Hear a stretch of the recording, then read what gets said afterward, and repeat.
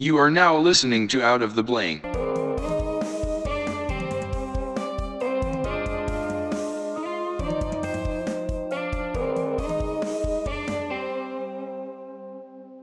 Welcome to another episode of Out of the Blank podcast. I'm here with Gabe Jarmen. What up, guys? So, Gabe, what do you do for a living, man?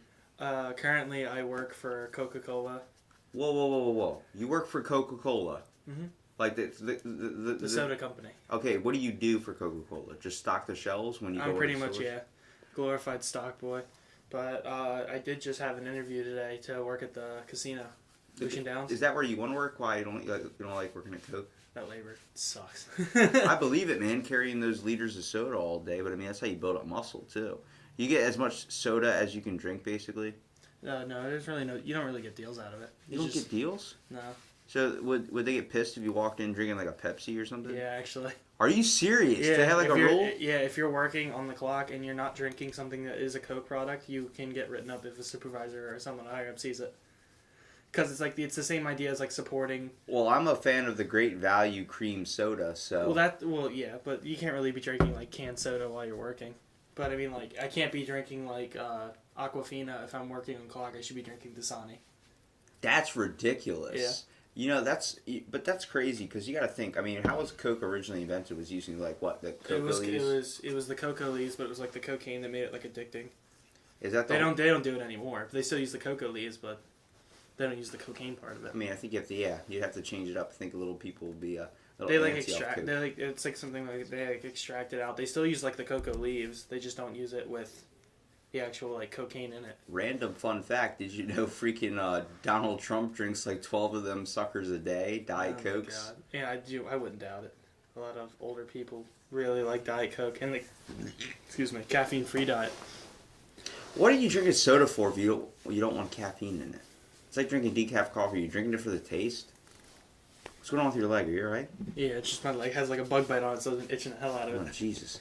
Well, I mean, is that something that you, like, how did you even get started doing that? Just working for a Coca-Cola company? Because I know we have a Coke guy that lives down the street, but he drives a van and stocks that up, so. Oh, okay, yeah, he's one of the, okay, yeah, he does, like, the small stores. Well, when my dad started working for Pepsi originally, when he moved down here after my parents, like, divorced, and he was there for a couple of years, and basically at one point was just like, fuck it, Coke's gonna pay me more, so he quit Pepsi, walked across the street and got a job at Coca-Cola, because the plants are right next to each other. Like the Twix factory type thing? Basically, yeah. Right Twix, left Twix, there's Pepsi and Coke right next to each other? Like the Coke plant's here, there's like a road, a railroad, a road, Pepsi.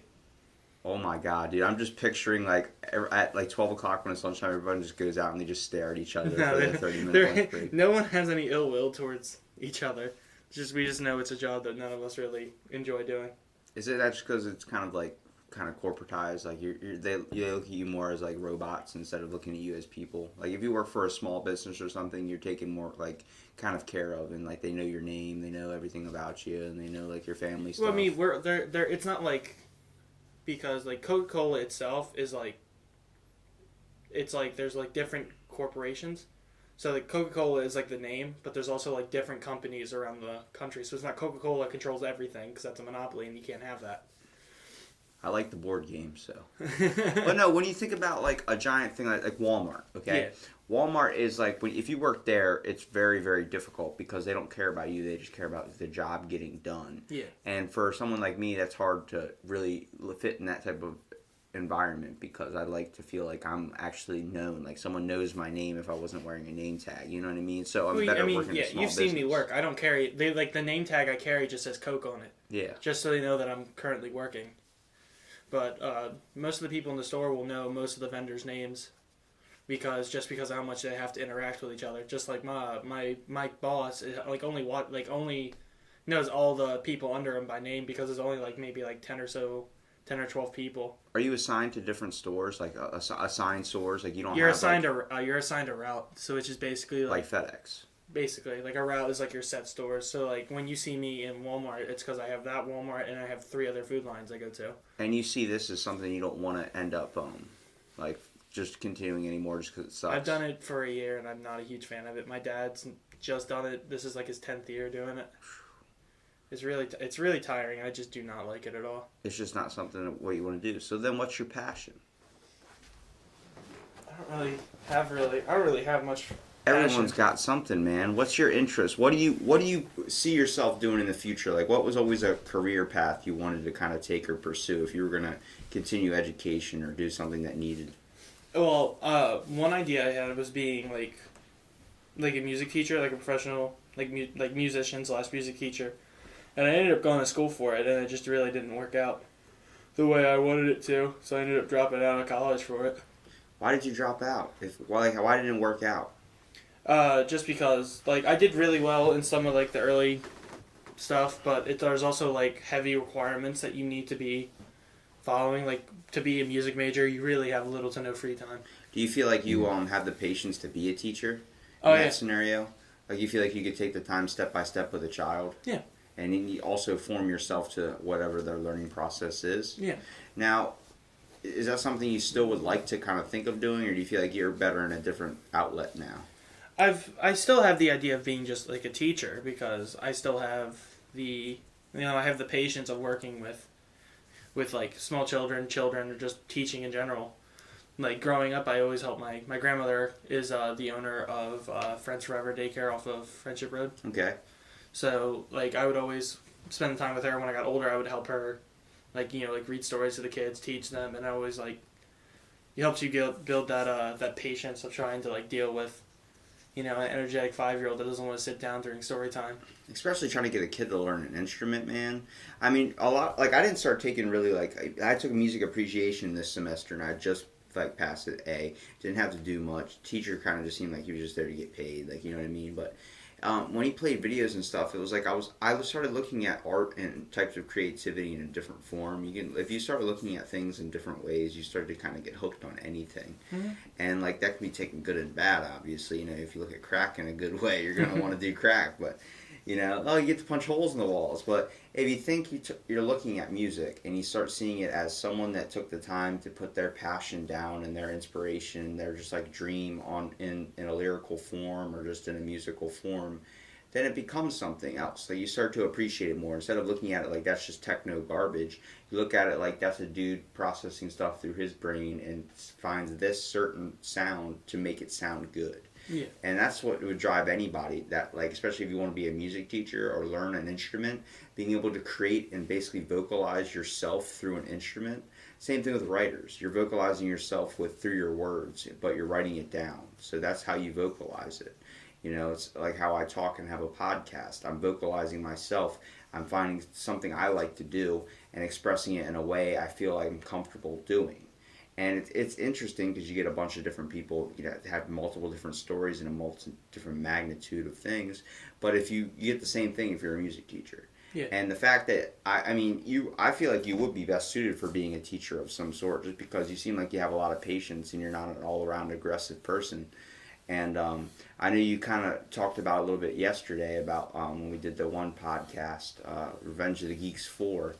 The Error edition with Chris. Yeah. But it was cool because you came we just met each other and you let in some really really personal information during the podcast. It brought you to a sense of opening, and I wanted to ask you more about that because I want you to tell me from the story. You said you were in a place at one time where you thought about actually harming yourself. Yeah. That's something that, I take, a little bit of medication for depression. It seems like a lot of people find a way to deal with their depression. And a lot of people get stuck behind a wall and can't kind of find the area to step out. You know what I mean? Yeah. I was lucky enough to never actually take medication. My younger brother is, just diagnosed and has to take, medications and stuff because he's actually attempted several times. It's never gone through or worked, but he's just always he always has the thoughts in the back of his head. But how did yours start? When did you start getting depressed, and when did you start seeing the depression? Was it effect from bullying in school? Because for me, that's how it was. I got kind of a bit of a disorder with my body when it came from school issues. I know some kids that most of their depression and anxiety, that's where it seems to largely develops either in early childhood, or just going into school, like high school, those are big anxiety years. Like, Chris Yeah. has irritable bowel syndrome. I don't want to call him out on the podcast, but like that's something a lot of people experience when they have anxiety and feeling like they're trapped in a room. They immediately have to go to the bathroom. Like it's a sense of your body trying to escape the feeling that it's in. Well, I guess like I could start from when when I officially moved away from my mom to live with my dad. And like that didn't end on good terms, so I ended up not speaking to my mother for about maybe 2.5 years. Did you have a good relationship with her? I had a decent one after my parents split up. Both my parents were kind of like in their heads a lot, and that really affected me and my mother's relationship because it was all like just a bunch of like false accusations being pointed at each other, trying to pin the kids, my siblings, against each other, like against our parents. I mean. And just a bunch of that, like choose a side. Yeah. If me and your dad split up, where would you go? He does this. Originally, all four of my siblings, all of us, me and my brother, and my two sisters stayed with my mom, and me and my mom just started like not getting along because I'm the oldest. So you were kind of you were understanding a little bit more of the bullshit she was kind of throwing out. I'm not saying your mom was throwing out bullshit, but like parents, they try and warp your mind, especially at a young age. You're basically like Play-Doh, like you're molding. So they're gonna mold it to their views. So you agree with them more, and then look at the other parent as the enemy. It's very common. It's not a right thing for a parent to do. Yeah. You never want to talk shit on the other one, no matter how pissed you are, because that is that other person that gave you the kid that you have in front of you. Yeah. But it's hard to see it in that sense of view when usually you get so aggressive and you get put in what feels like a corner, and you have to feel like that's your only way to really fight out.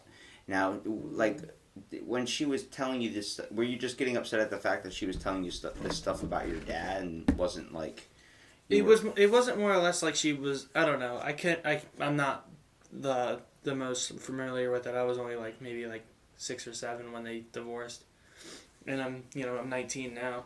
But when I ended up turning 8, I was just like, all right, I'm done. I'm moving with Dad. I'm moving over. I'm moving up to Maryland. I'm staying here, or staying there. You found this is a more comfortable home than? It was more or less like I felt more comfortable here, and I also didn't like the idea of my dad being alone. Oh, so you looked at him like he needed somebody. He definitely. You could tell it was killing my dad. Yeah, only being able to see any of his kids on holidays and stuff. That's ridiculous. But that was that where the depression kind of hit you because you couldn't see your siblings, you weren't in contact with your siblings anymore. It was getting a little bit difficult because at a young age, I never had. I didn't get my first cell phone until about like maybe towards the end of middle school. That's a good thing though. Yeah. You don't want that power in your pocket. No.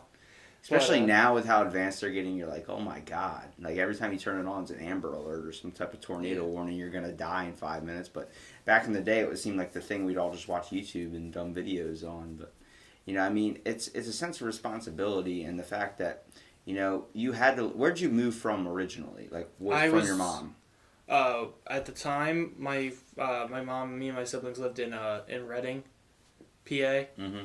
The house we were living in, my dad actually like bought and paid for, but when they divorced, my dad said, "I'll move. You just stay here with the kids." And he moved out to like an apartment, but he couldn't afford to live in the apartment from paying like child support and a bunch of stuff. So he ended up having to move back here and living with my grandparents for like a couple months so he can get back on his feet.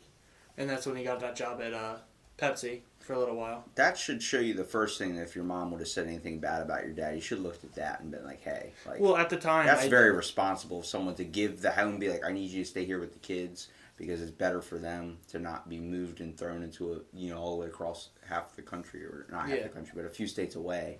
And it's like, when you look at that, that should have been your first draw to even go towards him. But I understand the hardness of leaving a sibling. As much as we fight and, you always have your siblings back. And I think when you're talking about, like, that's where your depression kind of kicked in, is being distant from your close siblings like that. You're growing up with these kids, and you're especially being the oldest, you feel like the care provider of them. Like, you watch over them. Like, everyone knows about the big brother or older sibling that's, like, either very intimidating, always beat you up all the time, like I had one. And then, or one that's like your best friend, you bonding constantly. Me and my brother don't fight now, but it's like, you're always connected with your family no matter where you travel to. Yeah. And no matter if you guys talk one day or never talk at all, you guys still have that bond there. Even if you don't like your parents, they're still connected to you. They formed you. Yeah. So, was just the difficulty going through school knowing that your siblings were somewhere else, or?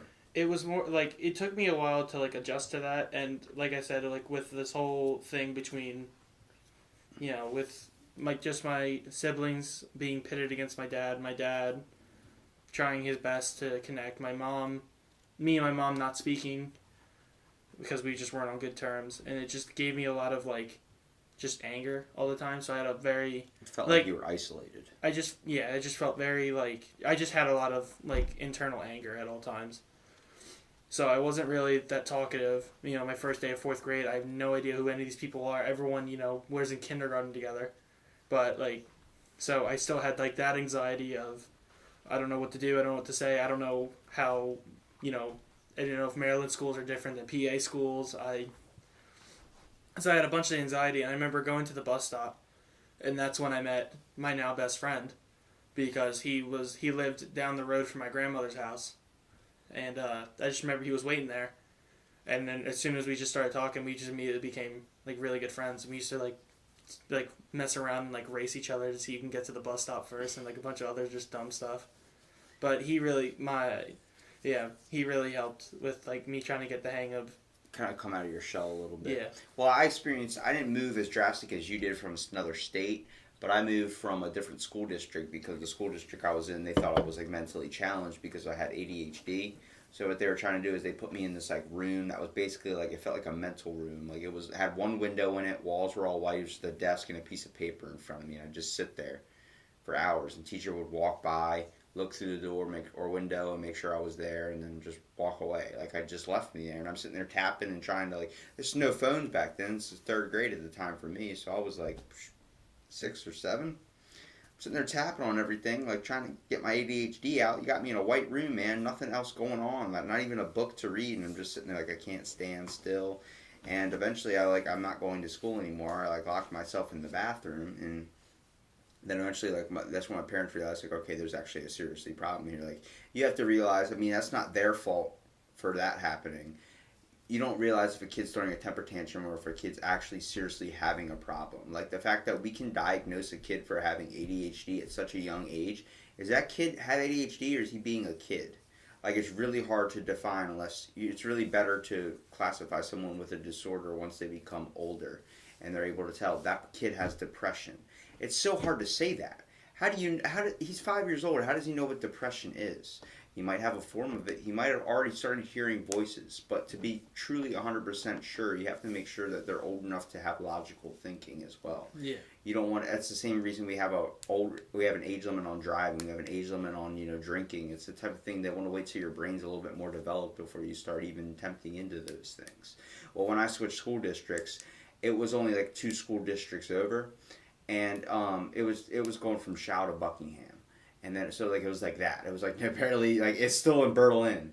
So, I still saw all my friends, but I was coming to a new school with people I never even knew existed because I was so young. I was I never knew about these people. Who's these people? So, it felt like moving to another state for me.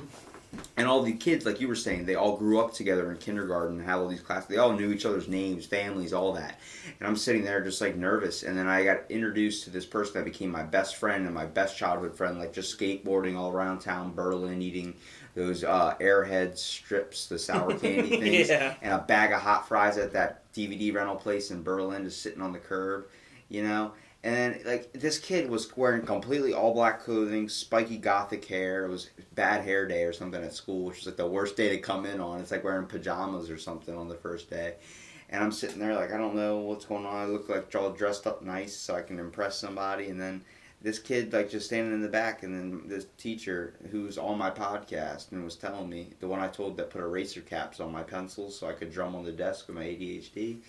And just introduced me to this kid, you're going to get along with this guy. You guys are going to be best friends. And I'm he's nothing like me, at all. Next thing I know, he's into Skyrim, Oblivion, all these games that, old school games. I'm oh my God, we have so much in common. He likes skateboarding, I like skateboarding. And I swear I spent more time over his house than I did at my own house, man. It's those moments you have, like people that you don't think you could have anything in common with, you might have the most in common with. And it seems like it's the people you wouldn't even think of, man. Like your best friend can be someone that you've never talked to, never think would be your best friend, and they end up turning out to be someone that impacts your life heavily. And I started to take that now as I look back on it in my everyday life. You start walking around and looking at people that you find on the street. If you just change your perspective on people, man, it changes everything. The whole world will start to look better. And it's something that a lot of kids that get depression at such a young age, it's really hard because to overcome that, first of all, is a very difficult thing. Probably what your brother is experiencing right now with his diagnosed depression and all this type of stuff and hearing voices. Imagine a constant thing telling you you're not good. Imagine a constant thing telling you just to end it all now. A lot of kids feel like that and they don't understand what it is. And a lot of kids go through school and on top of that being bullied. I mean, I've experienced bullying. You've probably experienced bullying. Yeah. It's not fun. But do you look at that as a kid that's got just an angry kid, or do you look at that as a kid that might be lost his way as well? It definitely takes a strong amount of courage and kind of strength to say that kid that bullied me all those times and made me fear for my life and feel like I wasn't going to live on anymore just because I was so scared and didn't want to get out of bed, made you so miserable. It's hard to look at them in that light, but when you're older you have to really take in that perspective because a lot of times those guys will come out later and apologize. They were just stupid kids at the time, and parents see this, but it's so hard to see that when you're the child dealing with it. Yeah. So I remember you were talking about how you were really into drawing and doing these sketches and stuff, and someone threw your notebook away and you just gave up on it. What is your whole idea that you feel like people just give up on their dreams because it's easier to give up when someone tells you that you can't do it? That was a loaded question. So yeah, what do you mean by if I took your notebook and you wanted to be a drawer and I threw it away and said you're not going to be a drawer, fag, or something that gets offensive, and then you just gave up, what do you look at that now and see that as the right thing to do? No, pretty much what I've come to terms with through middle school I was through elementary school and middle school I was always critical, what do people think of me, I want everyone to like me, I want everyone to like me, so any criticism I take into account and try to go up with it. So someone was your drawing sucks, so I was maybe I just won't draw when I'm near this person. And then doing draw in secret. Yeah, secret drawings, just not in just in in a different class or something. That sucks though, because if you have that certain passion, you shouldn't have to hide it. I mean, I'm jealous of those kids that ran like ninjas down the hallway and did all this crazy stuff. I've hit up a couple of them to do my podcast. Why do you want me on your podcast? I'm dude, you're interesting. Are you just gonna make fun of me? I'm no, I'm not like that. And I'm not that. I understand that that's how it was in high school probably for you. There were people that were making fun of you for doing what you did, but I was jealous of that guy because honestly, they had the best intentions. They literally did not give a fuck. They had it. They literally were the original I don't give a fucks. And that's I feel like we need to be like that more in society today because everyone is walking around today caring about what the other fucking person thinks. Right now you're judging me about how I look. Right now I'm judging you about how you look. It might be slight, you might not even really dwell on it, but it's there. We're constantly judging each other. The whole idea of we're always constantly comparing what one person has to another person has, what one person looks like to another person looks like, what another person thinks to another person thinks. Well, hell, that's what the podcast is. We're comparing thoughts here. Yeah. I'm just trying to get your perspective as well. I'm not judging it, but I want to hear your inner thoughts on all this stuff. I mean, when you start to realize this, it can feel like a lot to consume. Yeah. I mean, a good way of thinking about it is something my dad always told me when I was growing up, was that you don't want to go and search for everyone's approval because you won't ever get everyone's approval. So he just said if someone just doesn't, he said, for example, because growing up in 5th grade I started learning to play violin, and I played it throughout middle school to high school. And just throughout all of that, I've always gotten jokes about it. Just because I play, violin, I don't play a trumpet or a saxophone. It's not seen as a badass musical instrument. No, it's seen as a string. Yeah, you're seen as a string instrument, which is not many people play it because it's a hard instrument to learn. It takes talent. Well, you got to think. When I look at a symphony and I see the violin, people all beside each other going like swiping like this and stuff, I get scared that one of them's gonna slip and slice the other person's like neck or something. I don't know if that's you or you ever had that fear you might get jabbed in the eye by somebody's. No, usually, by the way, before concerts start and stuff, the violinist will always, like the people that sit next to each other will always sit and check beforehand, so that way they're not, when they're playing, like if they get to a fast part, they're not stabbing someone, because usually how seats are, if you sit them like this, like right next to each other, the bow's gonna hit someone. But if you sit them angle inwards, it's gonna go it's gonna go over their shoulder while they're playing. So you're leaned this way playing, so it won't ever touch you. I'd be so freaking nervous, it's gonna slice my jugular open. Next thing you know, my grandma's got on videotape me falling off the front of the stage into like Mr. Mundrick or something. It's I mean, it's cool though. That's pretty cool. You took that skill, because I just picked up the drums, and next thing I know it was the crash cymbals, and the next thing I know it was the damn slide whistle. It was like I was going all around the percussion scene, and I was like, well, my family has a history of music. Like everyone in my family plays music. I'm the only one that's the same with my family. My dad played violin for like a year or two. Didn't really like it, but he played guitar. My uncle played saxophone and bass. My grandmother played piano. Well, like my whole family now, they're all still into music. Like my mom plays guitars and sings. My dad plays drums and sings a little bit. My brother is in his own band. Like everyone's in their own band still now and playing now. And like we don't have that click. I never clicked with my mom over that because she was into music and could click with my brother more. My dad was into camping but also liked playing music. But I had ADHD, so the easiest thing for me to learn was drums. The easiest thing for me to hop on was something I could just beat the crap out of and not have to worry about it sounding really good. I just have to, just have fun with it and try and make my own stuff with it. And then as I started getting older, I started finding my own like ways of gaming and all that, kind of hopped into the scene. And then just kind of taking a whole new road really when I got into like when I got out of high school by finding the gym and then kind of taking that seriously. And then it just seems like, I don't know, I'm trying to find my pieces that fit, and I think that's you can take that with a lot of people. Everyone's just trying to see where they fit in the world, like a little puzzle piece. Yeah. And if that's what if you said your passion was music, what is it now though? If it's changed, what do you wish to see yourself doing? I really couldn't tell you, to be completely honest. You still kind of searching for it. I'm still kind of in that gray area of not really knowing what I enjoy doing and what I really want to do. Well, what kind of interests are you interested in?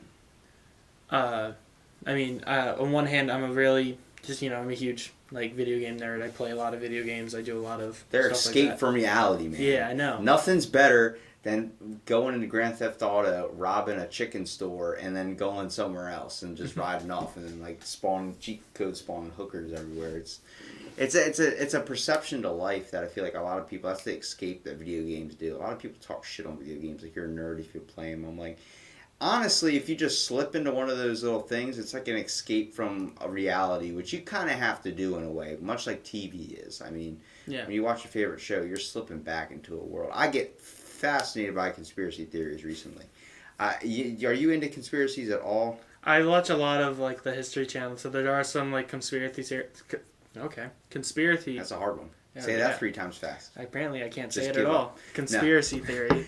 But the whole idea. First of all, there's a bunch of government programs and a bunch of shady shit. So on top of people that you have to worry about being assholes in the world, and you kind of got to look at that differently. Imagine thinking of the government that's set out to help you is now fucking you. Yeah. So do you know about any secret government projects, bro? I'll let you in on some. I feel like that subject could probably be good with some of the other boys here to discuss that too. Oh, dude, Chris goes off on some space stuff, and then he likes to talk about dreaming. I don't understand. Because Chris sleeps with his eyes open. I don't know if you know that. I've seen that. That's nuts, the dude. Shit out of me. Like I'm like, yo. He's like, what? I'm like, are you just sleeping? He's like, yeah. I'm like, what the hell is wrong with you? But they all get into something. I find.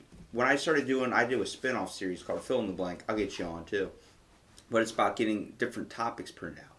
And this is something you actually might be better at, just because I have a range of topics, from when the sandwich was created to cornflakes being linked to masturbation. Like the whole idea it was created was a cereal that was so bland. it would lose your passions. It would decrease passion, so you wouldn't want to masturbate. You wouldn't want to touch yourself. And then if you add sugar to it, it raises it. Same thing with the graham cracker. That's what happened with that. The sandwich was invented over a guy that was having a gambling addiction. He didn't want to get up from the table in the middle of a gambling game, so he decided to make a sandwich. Like, that's ridiculous to think of. And the place is called Earl of Sandwich. That's the name in England. And it's like, you hear all this stuff, and then you hear about the government projects, like MK Ultra and all these different types of stuff the government does. And it makes you really kind of focus on, like, with all the problems we have to worry about in this world, and then knowing that the government is doing stuff behind your back and under your noses, it creates a sense of mystery. This is why I think conspiracy theories are fun to kind of hop on. Obviously, you want to hop on the train because then you'll end up going batshit nuts wrapping tinfoil around your head. Just like the whole idea, we want there to be a culprit to things. Much like we want with religion, we want there to be something that has more power than us. It's hard to think when that power is what is known as the United States government, or what is known as the government in general. Like a force that's it's publicized to protect you, doing secretly bad stuff to you or other people. And it takes really into the account of how we need to kind of treat each other. I mean, I don't know really too much about, like, stuff that happens in other countries, and that's just because it's not popularized here. I believe that, the best thing for someone to do is get a look through someone else's eyes. You know what I mean? Yeah. And I mean, we all have different outlets and talents we can perform, and it's just meeting you. I mean, I met you the other night. I had no idea who you were at first. You just, you came into my house with Chris, and then I was like, who's this guy? But you're a great dude. I can obviously tell you're a positive person. You have a lot of potential to do stuff into your life. So I'm just curious as what you got deep down in there that I'm sitting here trying to dig out. Like, I feel like I'm trying to crack into a fortune cookie. Yeah, I'm a very like I said, the first podcast you had me on where I talked about my depression and stuff. It took me a long time to actually start talking about it. Like I said, like, my best friend I've been best friends with for 12 years, and I only just told him about I've come close to committing suicide or committing self-harm. How did you come close? Meaning I was, like, on the verge of, like, doing it. I was on the verge of, like, actually committing suicide is what I was trying to say. Did you have a plan? Because I know a lot of people sometimes they go, like, with, like, a plan and something happens, and they choose that to be, like, the God intervening or something to stop them from committing this horrible act. It was going to be, I think it was here.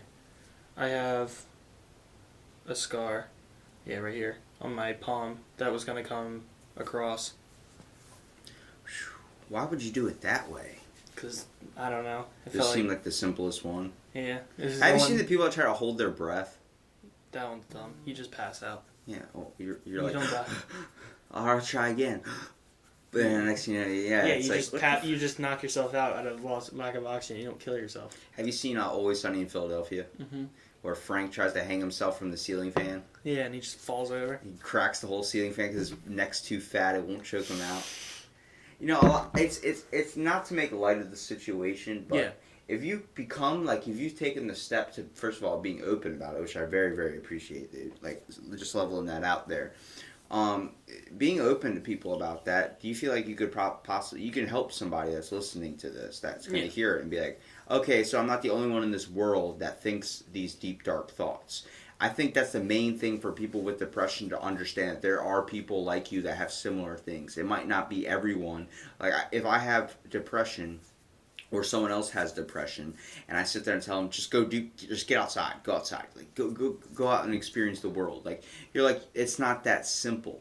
Well, it's the same thing as saying it's all in your head, because that's where it is in your head. That's where it originates. So of course it's in your head. My brother but you can't just say it's all in your head and just say get over it. Yeah, my brother says that about my ADHD. He goes, it's in your head. I'm like, that's the fucking problem, man. It's my brain that has too much energy where I can't sleep, and it's like, there becomes days where I'm just like, I feel like I'm manic, where I'm just like not able to do anything but go out and just try and burn off stuff. It's like, what's the point? It gets after 4 days of not sleeping, you're just like, all right, somebody just throw a brick at my head, please. But it's difficult because we don't understand anything about the human mind. It's fascinating but it's scary as shit. Yeah. It's like space. You know, it's space or the ocean. Like there's just so many things we are yet to understand in this world, and people are the biggest mystery of all.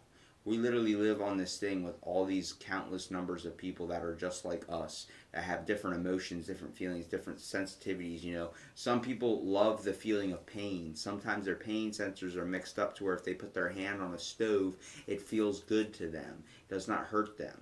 And then it's weird to think that someone's wires can be crossed. But in that way, it makes us all very, very special. Because you might have a passion in something that someone else doesn't have. I don't want to be a fucking teacher.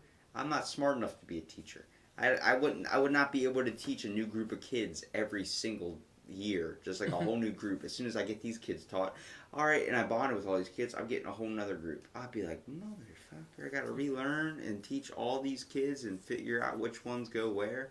It's like for anyone to even, first of all, be a teacher, to invest the time into each individual student and know that student's going to leave like in a couple months and then go on to another grade and you're going to do it to another kid, and then doing that after years and years and years. The passion you must have for it has to keep you going, because there's nothing at that point. I don't see any amount of money that I would take for that. Yeah, I don't know. It's just really, it's honestly just dependent on the person. Like, you can tell some teachers that are doing it for the students. So the ones that are always like trying to make the best out of a situation. Like, I had a history teacher.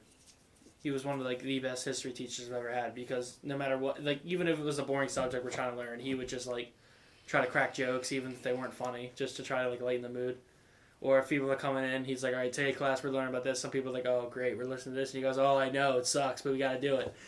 Yeah, when they crack a joke with it and they make it easy, like it makes it like relevant to you. You know what I mean? Yeah. Like if they first of all make it an experience. I remember I had one history teacher at the vocational school. I don't know if you ever went to that.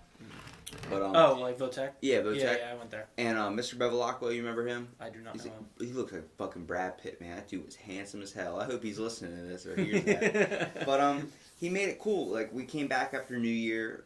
So it was like the first day of school into the new year, and then there's a giant packet of like 800 papers stapled to our desk. I'm like, what? And he's like, this is what we're going to be doing for the rest of the semester. Every day we're just going to work on a couple pages. And he like made it sound really bland. I was like, damn, this sucks. And next thing I know, he goes, I want you to take the first piece of paper and rip it off and crumble it into a ball on your desk. I'm like, okay. Next thing you know, we're like 100 pages in. There's like 100 of these little crumbled up pieces of paper on our desk in like the shape of little like circles.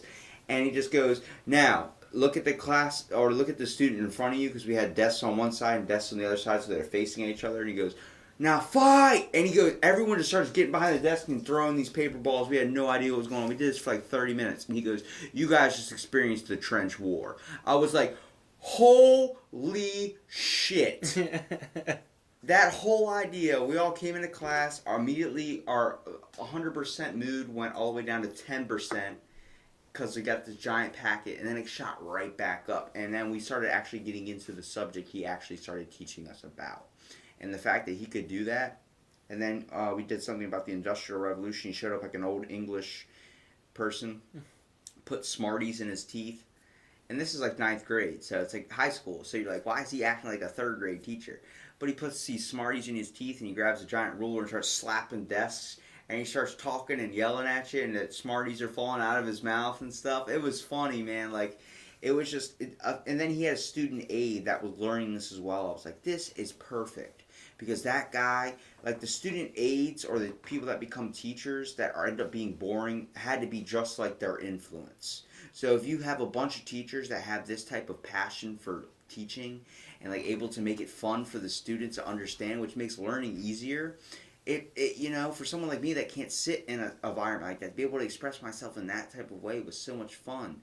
And, you know, it creates the next best teacher, and creates the next best teacher, and creates the next best teacher. And it's a chain reaction. So if we did these types of things in modern day life, where could we see possible change, man? I'm all about change. I know tonight especially, because it's like, you know, I for today and yesterday, I experienced like some rough situations, man. And it's like, it's hard to see, like, not rough situations in my own life, but other stuff, like in other people's lives. I'm starting to see more people struggle. And it's like, I just want to sit there and be like, it's going to be all right. You know what I mean? Like, I've witnessed too many times just tonight, like people running into the store, like, can you hurry up? Like, can we open up another line? Like, are you in that much of a hurry to get home and then stuff your face and then what? Go to sleep? Like, I understand you might be tired, but these people are working here and they probably got to work another shift. Like, what does that person got going on in their life where you feel like you could impact them? And not to dwell too much on other people. I do want to kind of focus this on a conversation between me and you, but it's just it's difficult to think, man, when you look at life and stuff. But where do you find goodness in it? Like, what's your happy zone? Playing video games? Pretty much that. Yeah, go ahead. But there's, because Chris knows, I don't know if he's talked about it on the podcast, that he plays drums and stuff. I think he mentioned it on the last podcast. A little bit. He's mostly told me about computer stuff. Well, yeah, he's an IT, but he really likes just playing drums. He's really into rock music, as he tries to throw at me every time we hang out. The Cobain series? Yeah, pretty much. Giant. Nirvana. His freaking Kurt Cobain sunglasses, and he walks around everywhere thinking he's baller. But yeah, like I've played music with him and my best friend. My best friend plays bass.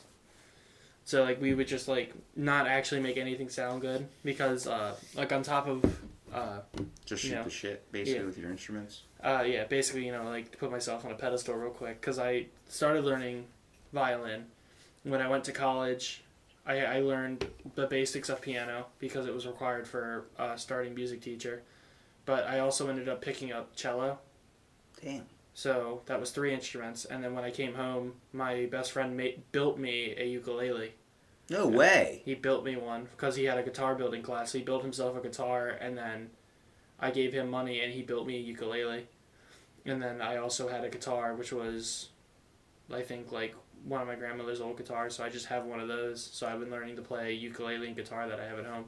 What's your most interested like music instrument you find that you pick up? Like, which one's your favorite one out of all the ones you played?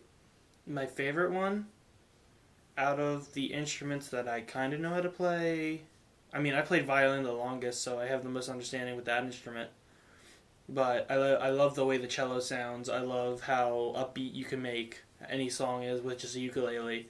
I like this. I don't know. I really don't. I think probably my favorite would probably be closer to like the cello or the ukulele, because of the cello you can make these long, elegant notes or this like upbeat sound, whereas ukulele is just such an instant sound that you can do pretty much whatever you want with it. I feel like too many people go for the mainstream instruments like I did, man. It's like it's hard to look anywhere in this, like at least where we're at right now. People are always kind of looking down at other things, like like they're like, oh, he plays guitar, that's the coolest thing, it's the coolest instrument, mainstream.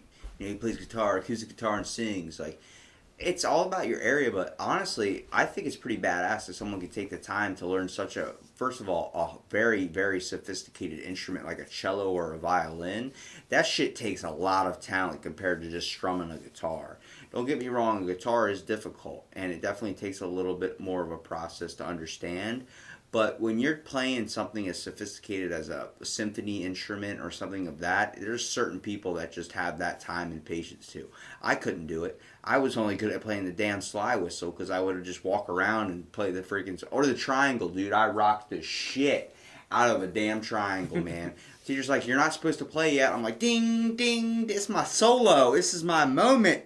And just hit that motherfucker.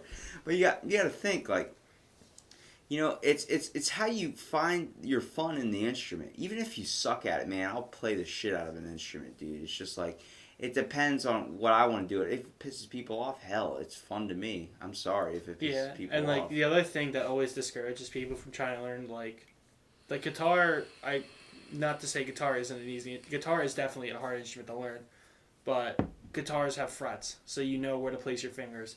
Cellos, violas, basses, and violins have no frets. You have to memorize where your fingers go and ear tune as you play to know your correct finger placements. Because putting a finger here, like putting a finger in one spot and moving it slightly up changes the note completely. Damn, dude. So having a note here, like I'm just gesturing on my finger, but like putting your finger on like your second knuckle of your middle finger is one note, and sliding your finger ever so slightly forward flattens the note. That makes it more appreciative when you look at someone trying to recreate a work or something, or trying to play a song off of like an important composer or something. You know what I mean? Like listen to someone trying to create Mozart, or trying to create something that was like a symphony, and you go there and you just totally ignore it because it's not our generation's popular music. Like it makes you really reconsider the whole thing. I watched a symphony video and I was laughing so hard because the bassoon player and a lot of the guys were like blowing so hard into their instrument, and you realize the skill it takes and the talent it takes, and the effort it takes, first of all. But his face was turning red, and I'm just in the back, and like the whole class is quiet, watching it, kind of like looking down at their phones, not really paying attention. I'm like, yo, that dude's gonna pass out, yo, and I'm like, seriously, like I'm like a little bit worried about the guy, but I was like, at the same time, they start showing the violinist playing, they're all in order, perfectly synced together, like it's just in harmony. That takes a lot of practice too. And being able to keep yourself synced together with your stand partner, which is like, always the person. if we both tried to talk at the same time, like you say the exact same words at the exact same time, or in a movie when you see them shut the doors at the exact same time, it takes more than one take to do that. It takes freaking practice to try and get that to happen. But like when it comes together, it's small stuff you don't even notice about how difficult it really is, and especially when you're you're in a performance and you're synced up with everyone else. If someone starts too early, you got to make sure you can kind of catch up or skip a note to be able to catch to where they're at. Yeah. Because they might not notice it themselves. It seems like a lot of time in a performance, you're the only one that really notices how bad you mess up sometimes.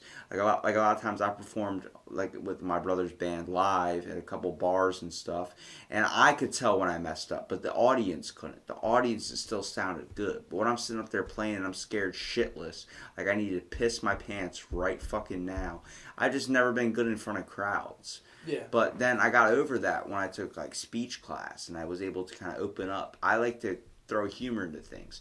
Music is not my outlet. I feel like for me to learn an instrument, I have to be told what to do, what notes to hit, and then I just memorize what notes to hit.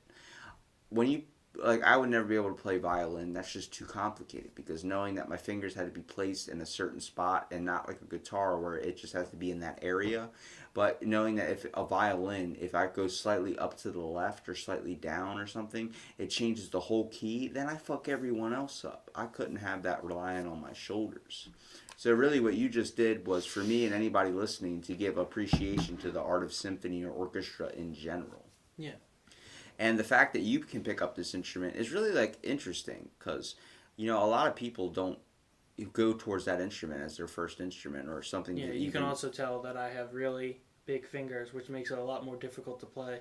Whereas someone with thinner, like slender fingers are easier. It's because some of the notes are like right like that.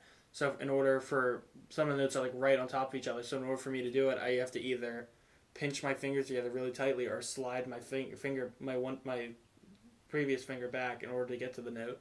Did your music teacher ever think it was weird that you were like into a violin just because of your size?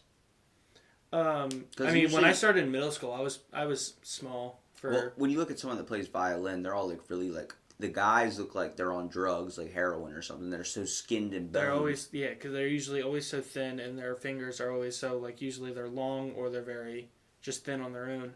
Like, I'm not making fun of your size or anything. I'm No. just saying you're a bigger guy. So it's like when you go, I play violin, someone would look at you and be like, you obviously play percussion or something where you have to carry something, a big drum or something. That's how I looked at too, even though I'm not a very big guy. But, it was just the whole idea. Like, he obviously doesn't have the mindset to play violin. That's something that's like not there for him. He's too all over the place. He needs to be spastic with like a drum set in front of him. That's how they looked at me. And when they looked at you, I mean, the fact that you even took the time to do that, did you just do it because your dad played violin? You felt like that's something you could I learn? didn't know until after I picked the instrument. Oh, I never knew my dad played. Your dad probably was like, yo, I used to be a violinist. You're Yeah. like, what? Yeah, because it was like a music class, and it was like, if you want to learn an instrument, just pick one off a list. And I looked through them, I don't know, I just saw violin, I was like, that one. I just checked it off. That's like me with the slide whistle. I was like, where's the damn slide whistle and the triangle? They go, oh, those are like side instruments. You have to play another main instrument. I'm like, why are they side instruments? You give me that triangle, I will go ham, bruh. And then eventually I got the crash cymbals, and that was like, remember I did the Star Spangled Banner, I completely fucked it up. I had one part to come in and then again to come in later like 5 more times. I was crashing every single second I got. I have a video of it, man. It's me in the background like, and the band's just like, stop. I'm like, just fucking going. Yo, it was fun, man. You gotta take that, it wasn't I was making fun of the anthem. It was like I was having my moment, like my fun, And especially when you're doing a solo performance, you're getting up there and trying to perform something. Have you ever done that before? A solo performance? Yeah, I've done one. I've done one where me and my dad actually wrote a song, and I. What? When I was in 6th grade, me and my dad wrote a song. I think we called it Two Strings, because it was me playing 2 strings at the same time, and I just thought it sounded really cool because it's basically the same thing as what fiddlers do. Yeah. How you always hear how they play like 2 strings at the same time. So that's something I learned. Do you ever find now that you would like to kind of write a little bit more music with your dad? Like kind of sit down and have the time to do it? My dad's pretty much lost like most of his music touch. He hasn't touched the guitar in several years because he had to sell his guitar in order to pay rent for stuff, and so he hasn't really done much with music. Have you? Maybe you should try and get him back into it. Maybe that's something you guys could kind of bond over. He's pretty much like dead set on enjoying me playing and giving me. That's good though that he's very supportive in that, because like one giant influence for me was like my family coming to my soccer games when I was playing, and my dad used to stand behind the goal, and the coach was like, "You can't do that." He's like, "I'm gonna cheer on my son," because I was a goalie. So I used to, it was the easiest thing for me because I could run and grab. I remember one time I got my finger kicked in so hard. I got kicked in the nuts, dude. I got kicked so far. They step on the goalie's hands. They don't give a shit. But like him behind the goal telling me, ball's coming to the left, so you got to make sure you get on that. And then like he's going to fake right, or he's going to try, those types of things. Like you felt like it was like a positive voice in your head, like giving you the secrets. And it was like, he wasn't trying to cheat or anything. He was just trying to make sure that I understood like what's going to happen. Just watch his feet. Watch his feet. Don't watch his hips. Watch his feet. And like he's doing this trick stuff with his feet, and the next thing you know, he goes to kick to the left and then fakes it to the right. I caught that shit. And it was like the whole idea. He was telling me, don't be scared when it comes at you. Don't be scared. Like it's going to fly at you pretty fast, obviously. You're not a kid anymore. You're like 15, 16. This is like you guys are starting to realize what your strength is. And then I couldn't kick the ball if it was on the ground for shit. But I could drop kick all the way across the field, dude. I don't know what it was. I remember my shoe would always fly off, too. My dad's like, just tie your damn shoes. I'm like, I don't know how to tie my shoes, man. But it's just crazy, because when you have a parent that's supportive, it's like when we go back to having a teacher that's supportive. You need that, because it will bolster you in the future to do bigger and better things, man. And I definitely see you pursuing something down the road, dude. Something bigger in the music path, man. I feel like I definitely have to hang out with you more and get more of an interest in what your interests are, because you probably have a shit ton of stuff that you're interested in. Anything specific like baseball or, I'm not entirely huge like sports. I used to play a lot when I was little, but now I have like I can't really do sports because I have bad ankles. But like anything, dude. What's your or are you interested about dinosaurs? I had a friend that's interested about 19th century Victorian surgery. Wow, that's that's like it's specific as hell. Yeah, but I got interested in it. Like I print out articles on it. I find if someone's interested in something, like I've interviewed someone that's a transgender for my podcast, and he actually works at the casino. He works his name's Dakota, and he taught me everything about transgender that I used to make fun of or just not take seriously because of the whole being able to switch your gender or whatever you want to do. And he's like, no, and he explained it to me in a better way. And I find if you explain things to people in a better way, that's how you can really narrow it down. And I decided instead of doing that on this podcast, where this one's like a story and I'm listening to your experiences as well as you can ask me stuff about me, if you do fill in the blank, or what my spinoff series is, where it narrows in on a topic, you educate people on something they might not know a lot about. I freaking brought up to Evan the whole idea of the Slurpee, like being created by 7-Eleven, but also an operation that goes on nowadays called Operation Chill, and police departments where they give out free Slurpees for kids to stop committing crimes and to get them off the streets. 7-Eleven does that, the whole Slurpee company. Yeah. And then also Operation Cherry Night Blossom, where before the Japan gave up at Pearl Harbor and all that bombing stuff, they were going to bomb us with 150 million ticks infected with all these bubonic plague and HIV infested bugs. And that would have happened. That would have changed the face of the earth. And it's like you start uncovering stuff. If you just start looking down deeper into the rabbit hole, obviously don't let it consume you. You know, step outside and realize there's a fucking world out here still. Yeah. But, you know, just take in the light some of the things that might interest you. So that's definitely something I'm giving you as a task to do. It's basically your homework. Send me some topics you're interested in. It could be anything from food to sports to whatever. I'm pretty much just like a huge history buff. Dude, like, I love anything like history or like mythological and all that stuff. Yo, we got some stuff we can talk about, man. I'm telling you, man. What type of history are you really focused on? Modern day or just old school? Like, just I'm into Greek mythology, so. Yeah, well, I'm just into just history in general. Just like a lot of just myths, legends. Pretty much like all of it. Dude, I got an article on the Yeti that'll blow your mind. Well, dude, I appreciate you, first of all, coming down literally at the drop of a hat. Like, we're both in PJs right now, like, podcast. Yeah, I was chilling playing some the new Mortal Kombat, and you texted me. I was like, yeah, let me finish this fight. And then Did you see my new poster of the Mortal Kombat? I got Scorpion from GameStop, the one they hung in the window. I got that one, dude. That's dope. I saw. I didn't see it yet, but I do know which one you're talking about because I see it up at the GameStop. Yeah. Oh, it was up there. It was. Not anymore. No, okay, so is that your favorite type of games, fighting games? Because I cannot play Call of Duty for shit. I can play zombies, but I cannot play normal Call of Duty. I play a lot. I play a huge variety of games. Like, Smite is one of, like, my big games I play, which is, like, League of Legends, but with the mythological, like, the Greek gods. Yeah. Like, just all the gods. So, like, Greek, Norse, Hindu, all the old gods that like do that and all the new ones they add and stuff. Isn't it cool how you can look at those Greek gods or any of those types of gods and see that like they all have very similar things, they're just different cultured. Yeah, like but they're all unique in their own ways, and they have like I've gone through and read most of them. Like they have 100, I think they have like 102 gods out now that you can play as. Dude, do you actually research the actual? They have like their whole lore thing, like on the individual characters. We are gonna podcast on freaking Loki, Prometheus, all these motherfuckers I know about. Prometheus isn't a character. He's a Titan. Yeah, because you can't. They have to make him like within reason that you can play him. So they do it based off of like gods and stuff. So one of the characters they added, like Loki's been a part of the game. Yeah. But Thor. Like, Thor's a part of it. Odin, the Morrigan, is a character. What about Zeus? Zeus is in Poseidon, Hades.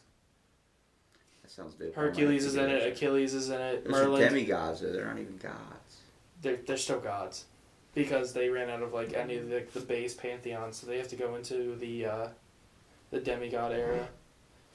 Damn, dude. They have like Hercules, Achilles. That's free for Xbox. It's a free to play. Oh shit, dude! I'm about to go download that too. You know, it's crazy because if you look at like cultures and actually the actual folklore behind this stuff, it's a rabbit hole that like you look at it, you're like, how could someone think that? I mean, but in ancient Korean cultures, they think that the world is floating on the back of a giant turtle. Oh yeah, a giant lion turtle. Yeah, that's ridiculous. That's what they based Avatar on.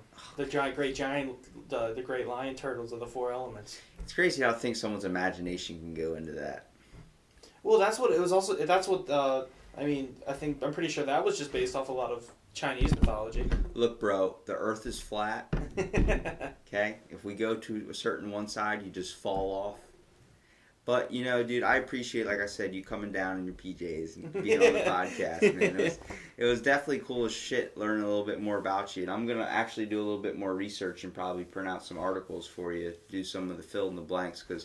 Seems like nobody's interested in all the folklore I'm interested in. I'm interested in learning about, talking about the gods and stuff. But, you know, Chris is, like, technology, and everyone's like, I don't really want to talk about that. I want to talk about this. I'm like, all right, well, I'm here to learn what you're interested in. Because what I find out what interests me is what people talk about and what they're interested in.